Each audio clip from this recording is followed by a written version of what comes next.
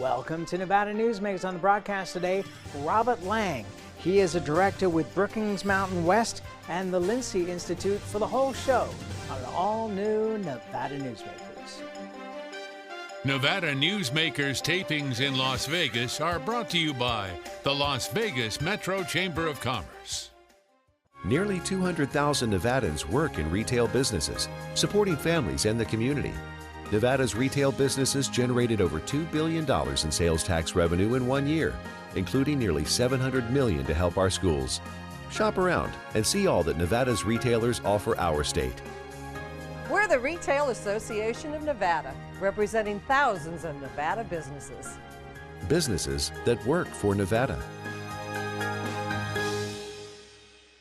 Take a look at Pro Group Management and see how your workers' comp requirements can be met head-on.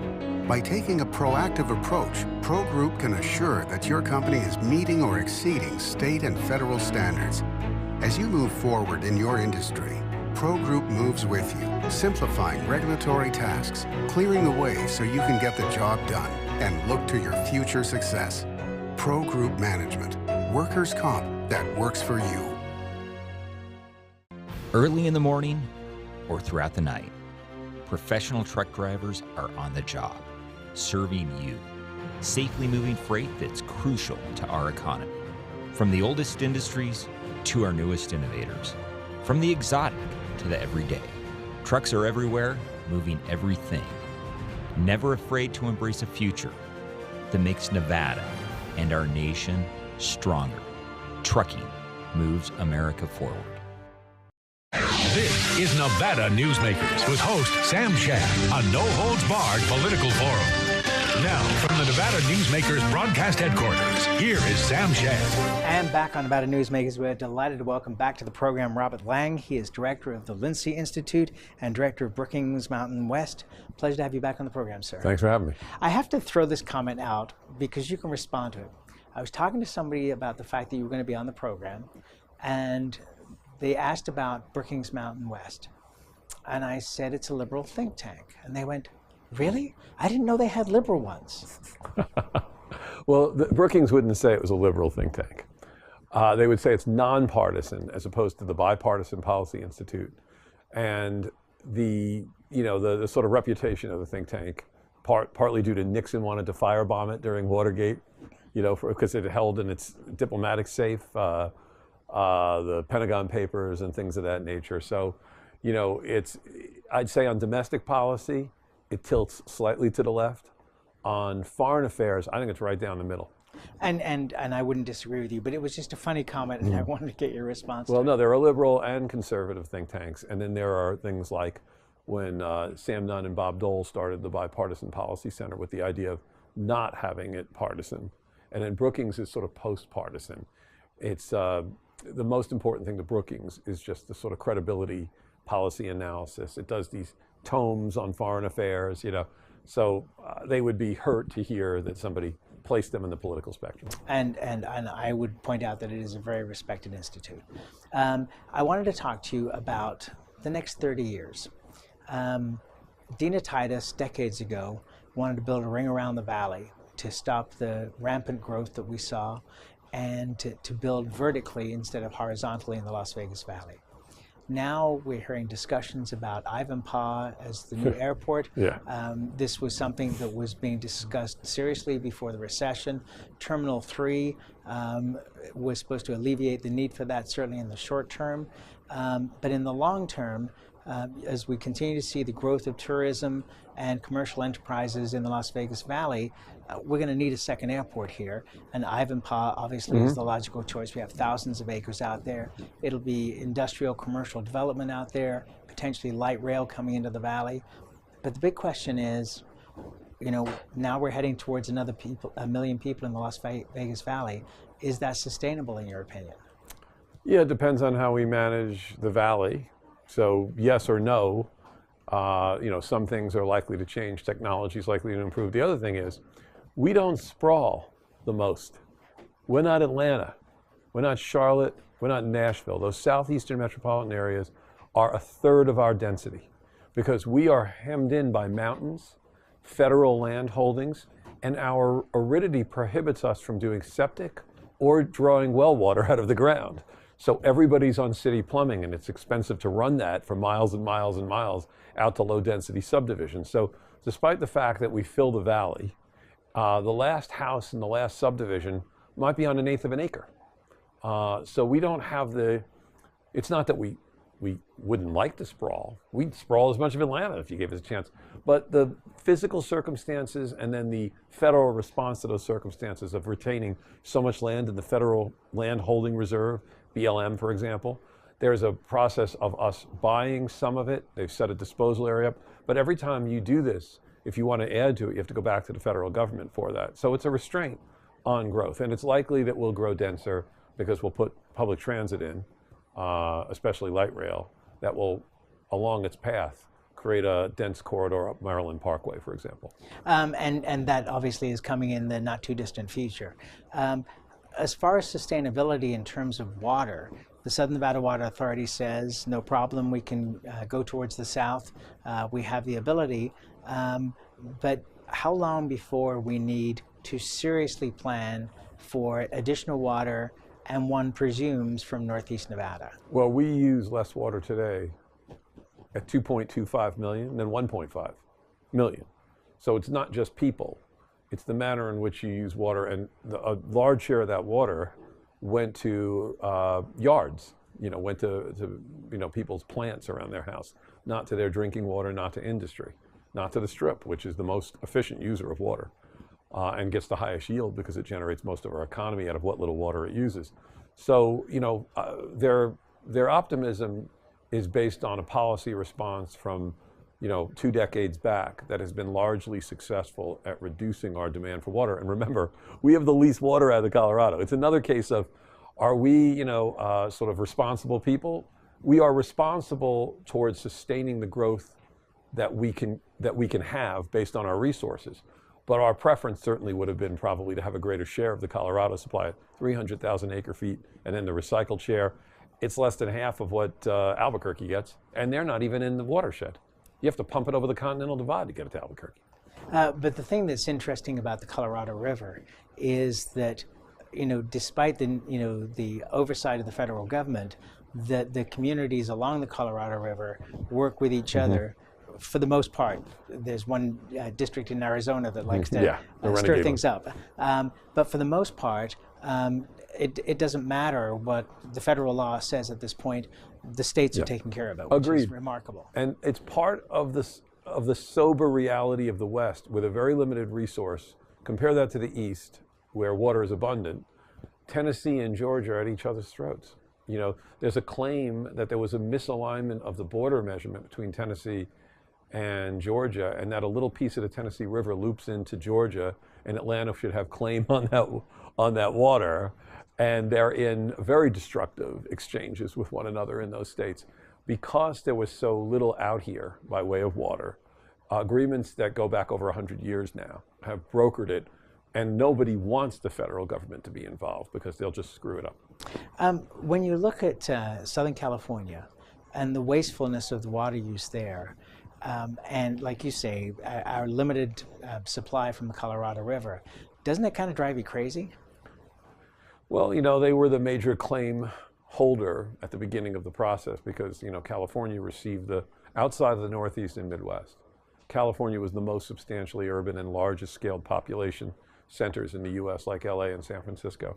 So when this was getting developed in the early 20th century, they had the kind of size that required the largest form of intervention. Have they been totally responsible with it? That's debatable. It doesn't drive me crazy. It's just part of the reality of what we face. Apparently, even with what limited supply we had, and remember, when Elvis was dancing with Ann Margaret in Viva Las Vegas, this hadn't even been tapped yet. You were talking about a city of several 100,000 people off groundwater because we're the meadows. We're naturally a wet valley because we have these enormous mountains to our west that catch snow and then have a little mini Colorado effect down to us. But the fact that there's no limit on lawn watering, there's no attempt to capture the water that floods out during flash flooding, billions of gallons of water and no retention basins. I mean, and even though it would take decades to be able to accommodate something like that, but we're going to be here hopefully for decades. Well, you know, the San Diego Water District relined some of the canals so that they stopped leaking and then captured the additional share of water. So there's been some adaptation in California. And during the last drought, of course, we had such a large share of our water in reserve, we were able to sell them billions of gallons of water. That's what was so interesting. There's always the assumption that that lake is ours alone, even though we use one little cove out of it. We use about 3% of it. And that we're in peril, you know, but I've had people from California tell me that, and I had to look them in the eye and say, where do you think your water's coming from? You know, other than the stuff coming out of the north, coming from Owens Valley, that's your water supply as well. So we're all in this together. But the Californians don't have a palpable sense of how scarce this is, in that they can't even identify the water sources. For example, where every school kid in southern Nevada knows this. It's Lake Mead, for example. And we're the closest to the lake. None of it evaporates, and it takes the least energy to push it our way. Unlike Hoover Dams, most of its electricity is going into pushing water through canals in California. It's not lighting up the Strip. It's an amazing phenomenon that has been brilliantly managed. Do you think that eventually we're going to see that water coming from the Northeast? Not anytime soon. No, but I mean 30 years. I mean, that's the thing about airports, RTCs. You have to plan 30 years in advance, and in some cases 50 years in advance. And so this valley will hold 3.2, I believe, million people in 50 years. So you've got to think that far ahead. Yeah, but I mean, water technology is changing. I mean, the Israelis still do more with less than we do. You know, and the Australians do a lot with very little water. So the technology keeps improving, and that may be easier than going and taking on the political controversy of pumping water out of a remote part of the state. All right, let's take a break. More with Robert Lang when we come back. Tamarack Junction is South Reno's hotspot with over 450 of the latest slots and video games. Sully Sports Bar, the Dining Car Restaurant, William Hill Sportsbook, and the Tamarack Steakhouse and Lounge. We're just north of the Summit Mall in South Virginia. Yeah. How do you shed some light on a better economy? Start with growth inspired by Valley Electric Association. We're a member-owned power company that puts Nevada first, and we're doing big things, like providing prosperity by securing renewable energy projects. For Nevada, that means more jobs and more opportunities, all for a strong statewide economy. In other words, together, we're doing powerful things. Visit us at vea.coop to learn more.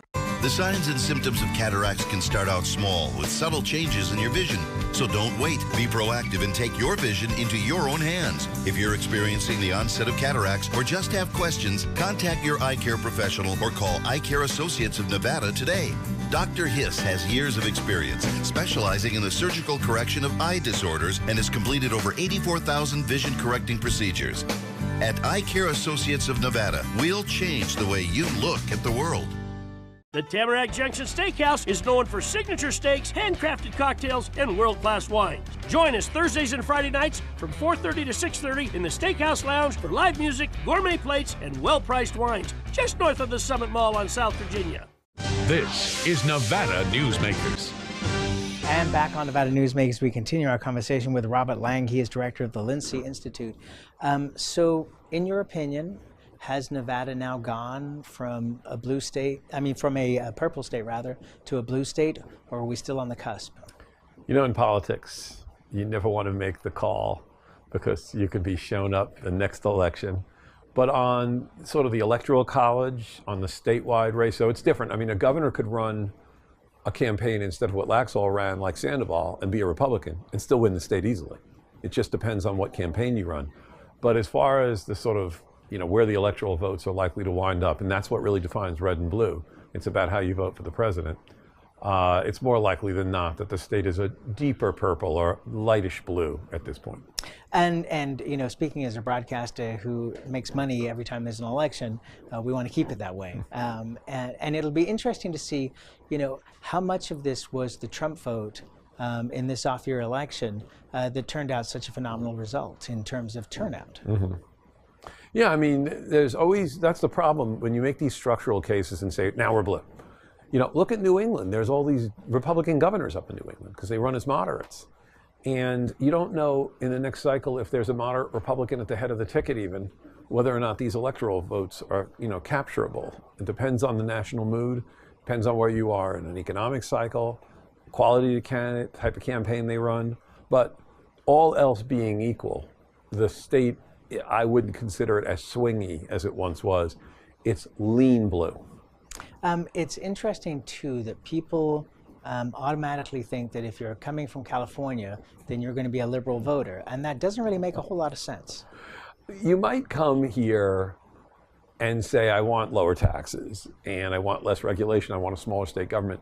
The one thing I'd say is that the Californians often still have, you know, what would be considered progressive politics, if you want to refer to them that way, on women's issue or minorities or personal freedoms, you know, marijuana use and things of that nature. So I'd say, I don't think you get a typical Californian. It's a self-selected Californian, someone who's probably seeking less taxation, you know, almost certainly lower costs in housing. And so I don't think they want to reproduce California, but you're not going to, you can't win them over by appealing to a sort of southeastern U.S., you know, Mississippi, Alabama Republicanism. That's not how it works. Also, I thought that it was very flawed for the Laxalt campaign to be anti-California. Yeah, please don't do that. It just seems that way too many of us spend a lot of time having a lot of fun in California, doing business with California, receiving business from California. I don't, the war seems to be ill-defined. I thought it was remarkable. You want to go tell Elon Musk that you don't like Californians? Think about Reno. How successful is Reno right now, and what share of that is due to Californians and California business? Google, Amazon, Apple, Tesla. I mean, why bite the hand that feeds you? The point, the relationship with California should be more like, look, we're not California, we're near California, and we have a business-friendly environment, and we'd like to engage you on those terms without being so destructive as to harangue you for your high taxation. You know, at this point, we're beneficiaries of the amount of, for example, you know, one of the controversies in California is how much they pay retirees in state government through CalPERS. Those people move here and distribute all of that wealth, their house equity and their permanent pay from California for the rest of their lives, into our economy. What's that worth? And let's face it, does the average person, even a business person, really think that the comments that are made during a political cycle are the thoughts of the populace? No. My guess is, you know, that stuff is said, it's hyperbole, but it's especially destructive when I just don't want any business in California to say that if we're going to be the villain, that we'd think twice about putting a branch of our business in Nevada, because there's a lot we can offer California. In fact, California is the center of innovation, and we're like Idaho or Utah, we're the workbench. Our role was that this is what we were missing. Why not put it in Reno if you're going up to Boise? Why not put it in Reno if you're going to Ogden, Utah? So what we did is we positioned ourselves as business friendly and more proximate. And so we've been benefiting from the Californians. In fact, the whole northern strategy has been basically to connect to the Bay Area and to take those relevant industries that seek lower costs, lower land costs, lower taxation, lower reg, and offer them Reno as a place to do business. I would say to you that for the last 50 years, that has been the plan. But there's been times where we took only like call centers. We weren't looking for the technology. And there was a point under an earlier regime of economic development when Jerry Brown won re-election in 2010. There was a sign out on the 405 that said, "Deja vu all over again. Nice going, California. Move your business to Nevada." That is not how to attract California business, especially on the west side of Los Angeles, I might add. Also, ironically, Jerry Brown turned out to be a whole different person the second time around, way more conservative, especially in fiscal matters, than we had seen before. He's got a surplus. He ran the state well. So not only was it wrong-headed to do, it was inaccurate to say it, because you don't know how he was going to be as governor. It turned out, you know, surprise, surprise, he was a fiscal conservative. But the other thing is, by hectoring or lecturing or deriding a neighboring state that's so wealthy, that is so connected to us, I don't think that serves our interests. Our interests are served by not raising those issues, but instead simply offering the cost comparison without putting a value on, oh, and by the way, you've run an awful state in the meantime. It's just, we're in Nevada, we're open for business. These are the things we offer you. New Jersey wasn't yelling at New York when it was taking all the businesses out of New York City. It was saying, we're New Jersey, we're a little cheaper, we got lower land costs. Come to New Jersey, not, oh my God, New York is an unheavenly place that no one should visit. I think from any kind of sales perspective, selling what you have that's positive is always better than trying to promote what is negative. Let's take politics. Yes, and let's take a break. We'll be back with Robert Lang after this. Nevada Newsmakers tapings in Las Vegas are brought to you by the Las Vegas Metro Chamber of Commerce. Dimitri Prine here for Design Outdoor. At Design Outdoor, we specialize in all hardscapes, pavers, and walls you'll need for everything, from wonderful small yards to full-blown outdoor living. And we only refer the best contractors to make your vision a reality.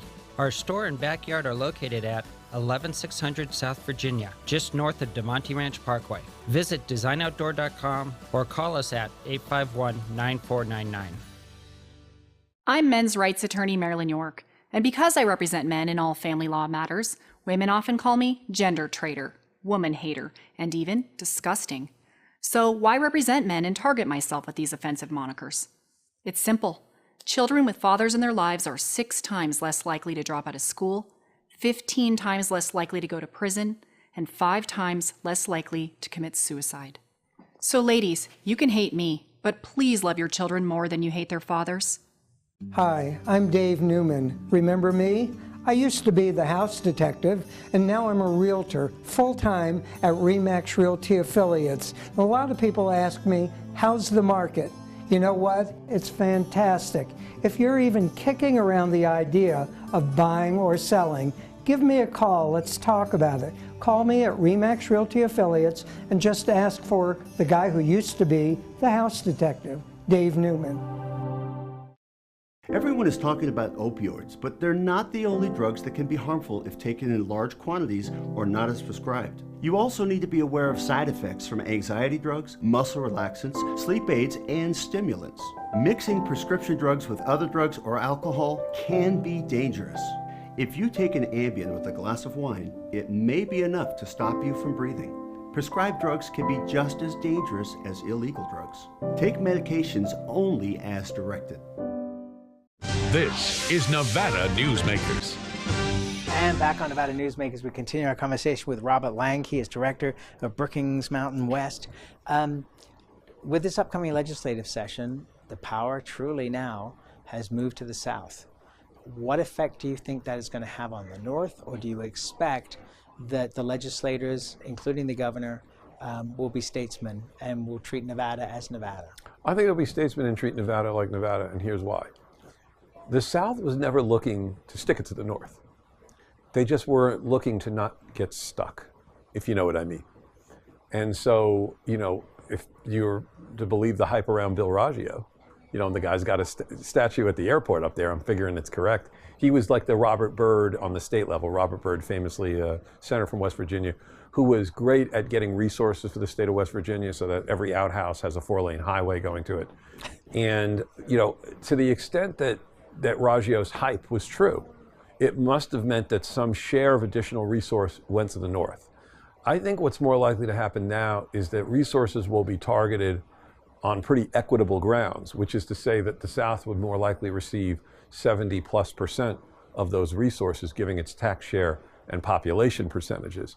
So I don't think it's going to be, the South's going to go up there and claim, industrial equipment like reparations after World War I. It's more likely that the state will just sort of equalize, and you'll see the appropriate amount of investment for each region. Do you think that is, I hesitate to use the word fair, but I guess it's the only word, when certain parts of the north are certainly much older, for example, UNR facilities, etc., are much older, need more maintenance than some of the facilities in southern Nevada. Do you think that that's going to go by the wayside? Well, it depends. Also, remember, UNR has much more space per person than UNLV. So it's that they've built a much larger infrastructure than is typical for a school of that type. It's a rather generous building program. Thank you very much, Mr. Raggio. So, the claim that, for example, some of the buildings are older and there's legacy costs and so on, that's partly, reasonable to discuss. There's also a claim on the southern part that we've been underserved relative to the growth. We have an engineering program that includes one of the world's most advanced robotics lab that's literally in a 99-cent store at the corner of Flamingo and Maryland Parkway. It's the back of the 99-cent store. It's the place that invented that arm for the little girl who's been throwing at all those pitches in Major League Baseball. I mean, you're on your 7th engineering building at UNR. You got a guy who's in a 99-cent store. Building by building, anytime UNR wants to go through it, I'd be happy to sit down and show you how much greater expenditures have been shown your way, not just on a per student basis, which is substantial, and not for reasons that, F grades or whatever they've been saying in the past, actually state plugged in, juiced in resources, including recruitment. We don't get one dime to recruit Northerners to the South, which they should come to for graduate education. Meanwhile, the North gets $500,000 plus from the state in a dedicated account to recruit from the South. That sort of stuff should end. You're going to be coming to Carson City during session? If they let me. Well, if they do, please come on Nevada Newsmakers. We'll be there. Thank you, sir. Always a pleasure to have you on the program. Thanks. And we'll be right back. A bird's eye captures its surroundings at different heights. At Brian Culpa Photography, we can make your imagination soar over buildings, parks, cityscapes, and beyond. Brian's images tell the story and get the job done. If you need a new perspective to tell your story, contact Brian today. Brian Culpa Photography. Experience the bird's eye view at brianculpaphotography.com. Hi, my name's Marilyn Miner, and I'm sure you'd agree that Nevada's a very special place to live.